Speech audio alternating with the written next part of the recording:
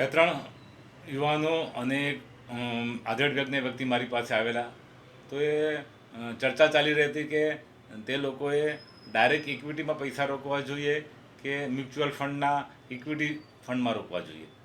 બહુ સરસ ચર્ચા ચાલી અને ચર્ચાની વાતો કરીએ તો મોટાભાગના ઇન્વેસ્ટર્સ એવું માનતા હોય છે કે આપણે પોતાની જાતે બહુ શ્રેષ્ઠ એનાલિસિસ કરી શકીએ છીએ.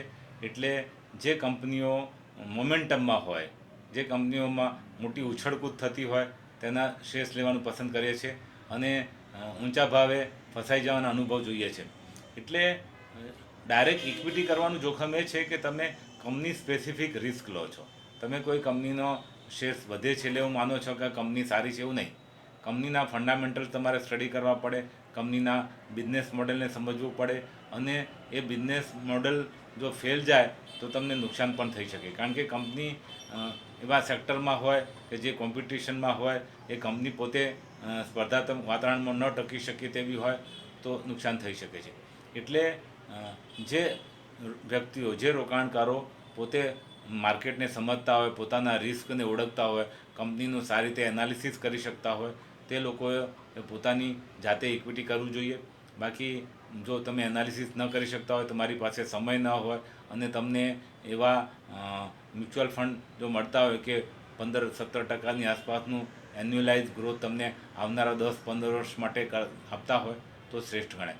કારણ મ્યુચ્યુઅલ ફંડ શું છે કે તેના ફંડ મેનેજરો નિષ્ણાત છે, અનુભવી છે, તેમની પાસે માર્કેટની ઇન્ફોર્મેશન હોય છે અને કયા સેક્ટરમાં કઈ પ્રોગ્રેસ થઈ રહી છે તે જાણે છે. કંપનીઓના મેનેજમેન્ટને મળતા હોય છે, કંપનીની વિઝિટ લેતા હોય છે, એટલે કંપનીના ઇન આઉટ એમને ખબર હોય છે. એટલે પોતે નિર્ણય લઈ અને પૈસા રોકે છે. એમનો એક જ મોટો હોય છે કે અમારા ઇન્વેસ્ટરને ફાયદો થાય.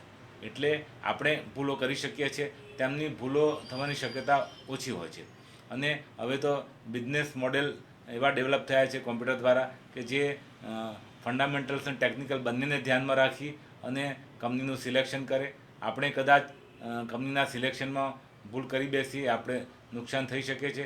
જ્યારે મ્યુચ્યુઅલ ફંડના કેસમાં આલતુ ફાલતુ કંપનીઓ તો એ કોઈ દિવસ લે જ નહીં. એટલે મોટો ફાયદો એ થાય કે તમારા પૈસા ડૂબવાની શક્યતા જ ના રહે. ડાયરેક્ટ ઇક્વિટી કરવામાં એ પણ જોખમ હોય છે કે કંપનીઓ ટોટલી બંધ થઈ જતી હોય છે. જ્યારે મ્યુચ્યુઅલ ફંડ એવું નહીં બને કે તમારા પૈસા ડૂબી જાય, તમારા પૈસા બજારની વોલેટાલિટીને કારણથી વધઘટ બતાવ્યા કરે. પણ જો તમે 5-7-10 વર્ષના ગણતરીથી મ્યુચ્યુઅલ ફંડમાં પૈસા રોકશો તો ચોક્કસપણે તમને ફાયદો થશે. ડાયરેક્ટ ઇક્વિટીમાં કદાચ એવું પણ બને કે 10 વર્ષ પછી એ કંપનીનું અસ્તિત્વ જ ના હોય. આમ મારી દૃષ્ટિએ જે લોકોને 12-15% આસપાસના રિટર્નની ગણતરી હોય, લોંગ ટર્મમાં વેલ્થ ક્રિએશનની ગણતરી હોય, તો એ લોકોએ ચોક્કસપણે મ્યુચ્યુઅલ ફંડમાં જોવું જોઈએ. સિવાય કે તમારી પાસે ક્વોલિટી મેનેજમેન્ટવાળી કંપની હોય અને તમે એને જાળી રાખવાની ગણતરી હોય વર્ષો સુધી. બાકી ટાઇટન હોય, ઇન્સન યુનિલિવર હોય કે નેસ્લે હોય જેવી કંપનીઓએ છેલ્લા 15-20 વર્ષમાં ખૂબ કમાઈ આપ્યું છે, પણ તમે સાચવી શક્યા કે નહીં એ બહુ અગત્યની વસ્તુ છે. ઘણા લોકો આવે એમ કહેતા મારી પાસે આ કંપનીના શેર્સ હતા, આટલા ભાવે વેચી નાખ્યા. જ્યારે મ્યુચ્યુઅલ ફંડ શું કરશે, એ મ્યુચ્યુઅલ ફંડ એ વેચશે નહીં. મ્યુચ્યુઅલ ફંડ દરેક ઘટાડામાં ઇન્વેસ્ટમેન્ટ કરશે અને પોર્ટફોલિયો બનાવશે. જ્યારે આપણે પોર્ટફોલિયોમાં એવું રાખી નથી શકતા, આપણી કેપેસિટી એ હોલ્ડ કરવાની પણ હોતી નથી. આમ મારી દૃષ્ટિએ મ્યુચ્યુઅલ ફંડ જ શ્રેષ્ઠ છે.